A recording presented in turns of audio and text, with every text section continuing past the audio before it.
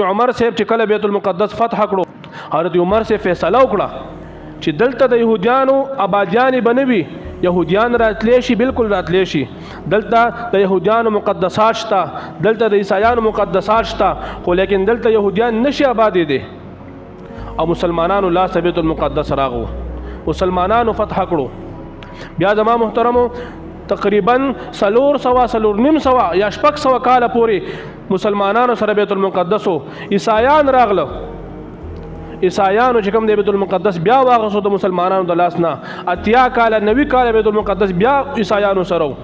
تر دې پورې تاریخ کتابونو کې راځي چې د بیت المقدس د مسجد الاقصی په دې مناره باندې د صلیب نشان لګول غټ دلته د مسلمانانو ټری بند وا الله پاک صلاح الدین ایوبی پیدا کو او صلاح الدین ایوبی 80 کال بس بیا بیت المقدس فتح کړو ټول يهوديان د یروشلم نه وشړل او ورته راځي خپل عبادتونه کوي دلته ساده کورونه نشته دي دلته ساده اوسېدل نشته دي زما محترمو 600 کال یا 900 کال بیت المقدس د مسلمانانو په لاس کې 900 کال خو کله چې مسلمان متحدو کله چې مسلمان کې اتفاقو کله چې مسلمان په شیعه او سنی اهل حدیث او دیوبندي باندې جګړه نه کولی کله چې مسلمان په میز کې فرقواریت نو نن زما محترم چې دا کم حشر تاسو ګوري په فلسطین کې دې کې یقینا خبره ده د ټول نه زیات مجرمان مونږ یو د ټول نه زیات ګناه بده کې زمونږ ده نن زما محترم دا ظلم موته په خپل سترګو ګورو مونږه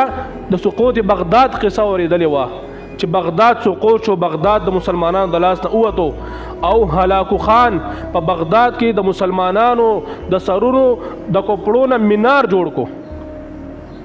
مونږه سقوط غرناطه کتلې و مونږ د هسپانیا سلطنت په بهر کې اوریدلو چې 800 کال مسلمانانو حکومت کو او د سقوط غرناطه شو مسلمانانو د لاس نه اوته ولیکن د داسې ظلم او د جبر مبارک مونږ چرته په تاریخ کې نه دی کتلی دا نن چې کوم ظلم او جبر روان دي مسلمان خاموش دي مسلمان حکمران خاموش دي که مسلمان ته خپل ایمانی غیرت وخایا یو پیپسی نشي پرې مسلمان